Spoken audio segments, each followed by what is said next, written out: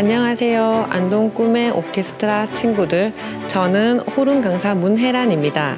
이번 시간에는 작곡가에 대하여 알아보도록 하겠습니다.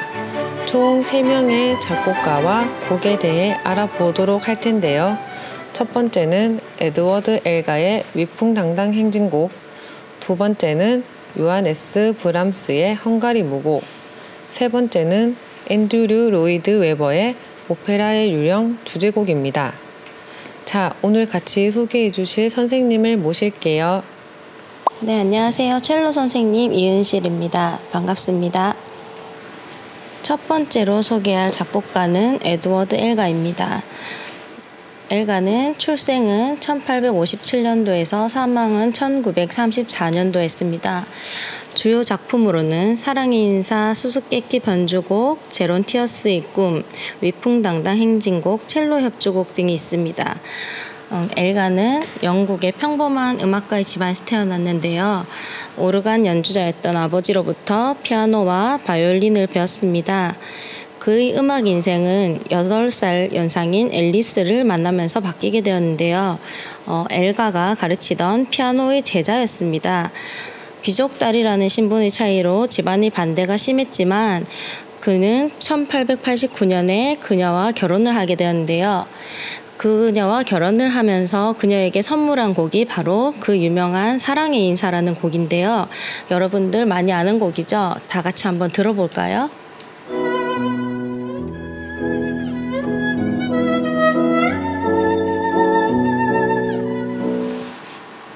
그리고 작년에 우리 꿈의 오케스트라가 정규 연주회에서 연주를 하였던 위풍당당 행진곡이라는 곡이 작곡가도 바로 이 엘가입니다. 1901년에 작곡한 위풍당당 행진곡은 엘가의 곡 중에서 가장 유명하고 대중적으로 알려진 곡입니다. 에드워드 7세의 대관식을 위해 5곡으로 구성된 관현악을 위한 행진곡집입니다. 에드워드 7세의 제안으로 이 행진곡 1번에 아더 벤슨의 시를 가사로 붙여 희망과 영광의 나라라는 노래를 만든 곡입니다. 그의 행진곡은 영국의 모든 공식 모임에서 반드시 연주되며 영국의 제2의 국가로 여겨질 정도로 사랑받고 있습니다. 이처럼 엘가는 음악으로 이뤄낸 업적으로 1904년 기사자기를 받았고 이후 준남작 자기도 수여를 받았습니다. 그는 영국 최고의 영예인 에드워드 엘가 경으로도 불린 작곡가였습니다. 하지만 1920년 아내 앨리스가 세상을 떠난 후 우울증에 빠진 엘가는 거의 작품 활동을 하지 않았고 고향으로 내려가서 14년 동안 혼자 지낸 엘가는 쓸쓸하게 세상을 떠났습니다. 우리 친구들이 작년에 연주한 영상을 한번 감상해 볼까요?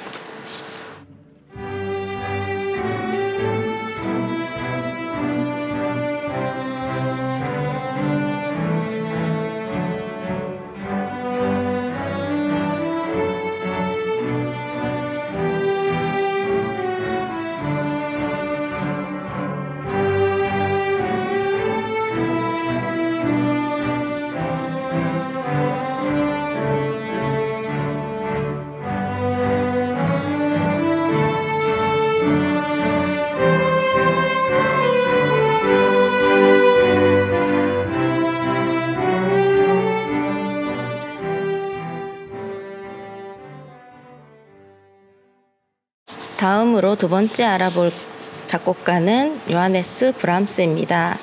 출생과 사망은 1833년, 1897년이고요. 굉장히 많은 작품들을 남겼고요. 그래서 몇 가지 주요 작품들만 알려드리겠습니다. 교향곡은 1번에서 4번, 대학 축전서곡, 헝가리 무곡집, 독일 레퀴엠, 왈츠 39번 등등이 있습니다.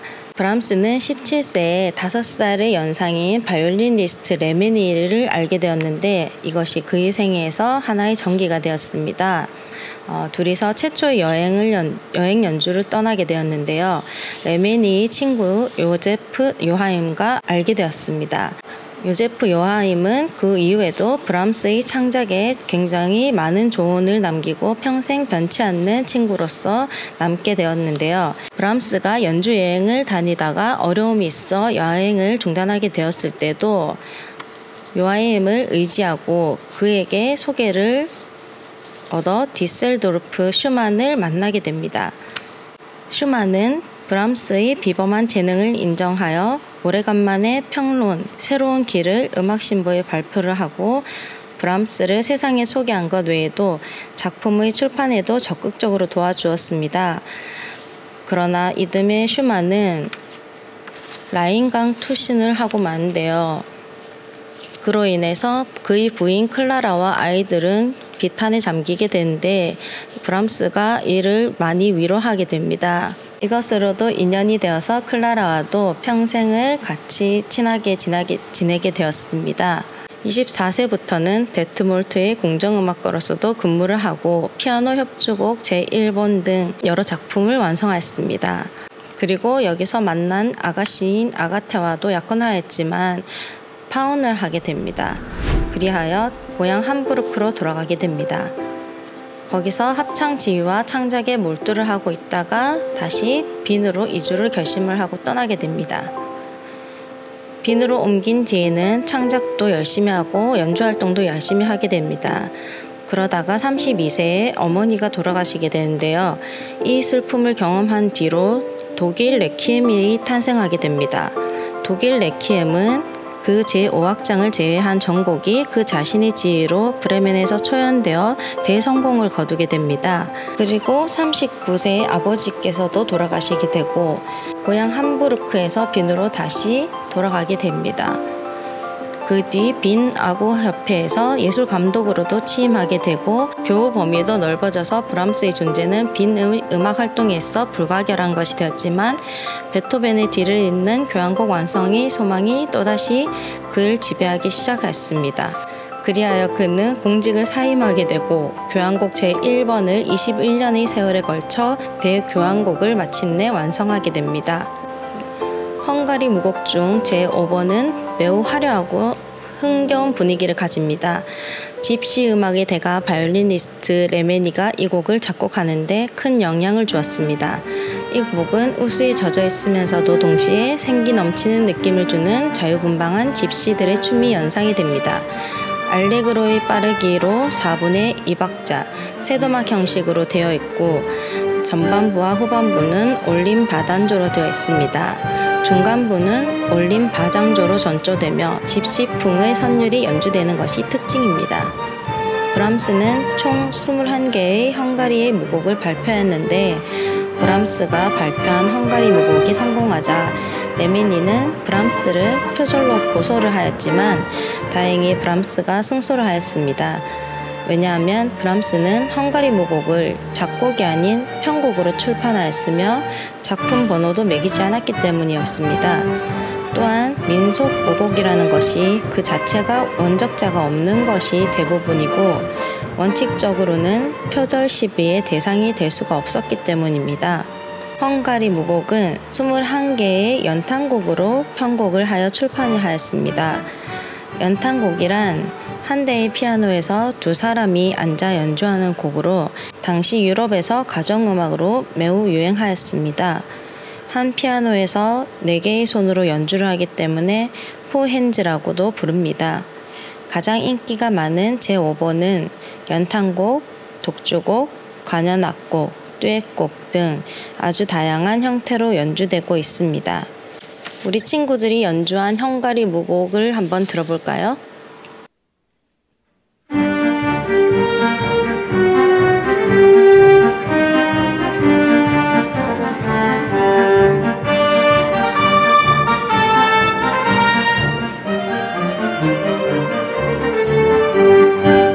여러분이 마지막으로 보실 작곡가는 앤드류 로이드 웨버입니다.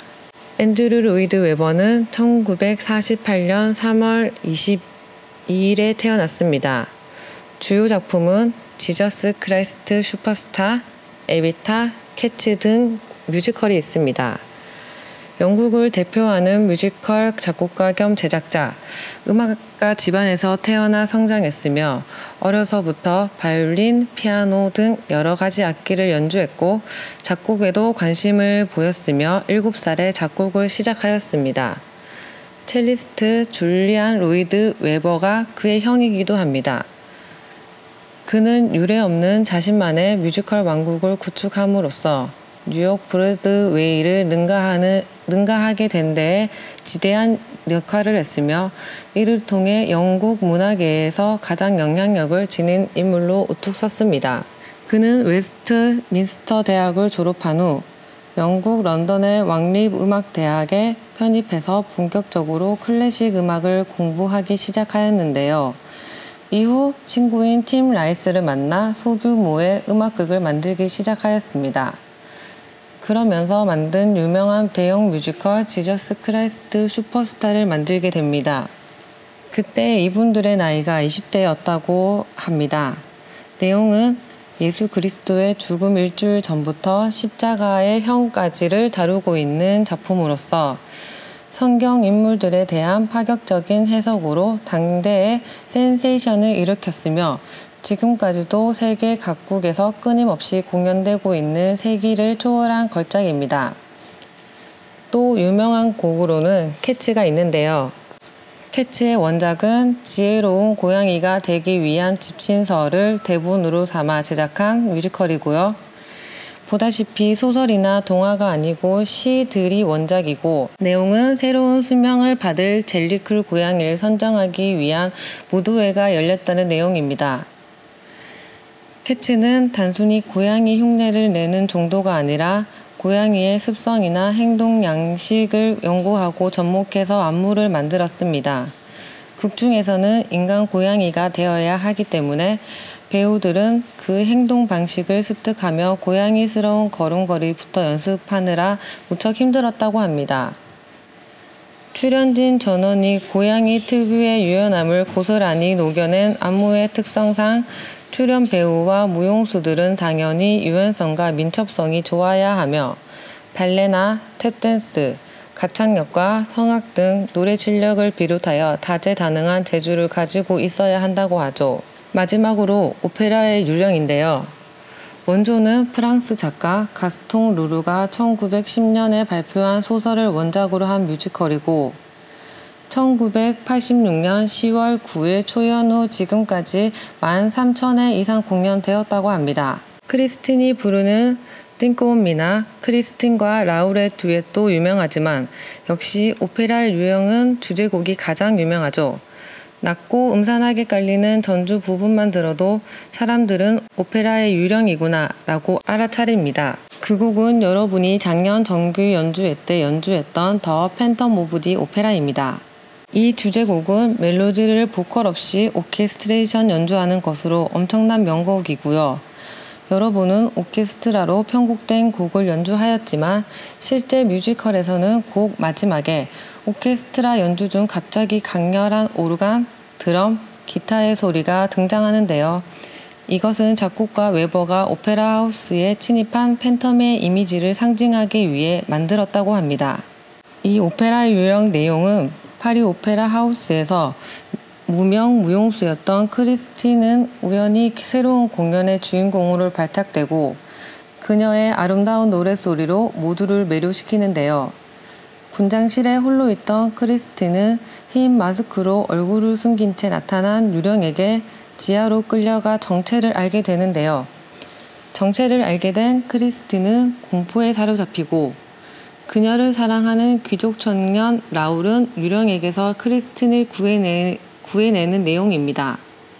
곡 중 맨 마지막 곡인 크리스틴과 팬텀의 듀엣곡은 여자 주인공 목소리가 최고 음역대인 4옥타브 미까지 올라가서 초연한 사라 브라이트만 말고 다른 가수들은 하기 힘들어 대체로 립싱크로 대처한다고 합니다. 자, 그럼 여러분이 작년에 연주했던 오페라 유형 OST를 들어보시겠습니다.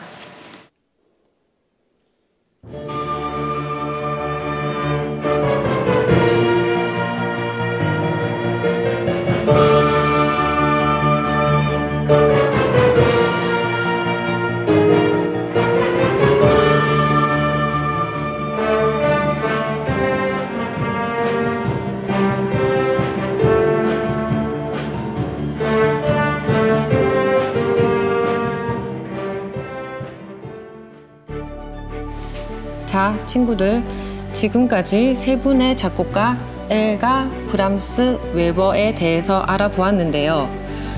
우리 친구들 올해 앞으로 연주할 곡들도 작곡가와 곡에 대해서 먼저 알고 연주하면 도움이 많이 되지 않을까요? 앞으로도 열심히 하는 꿈의 오케스트라 친구들이 되어봅시다.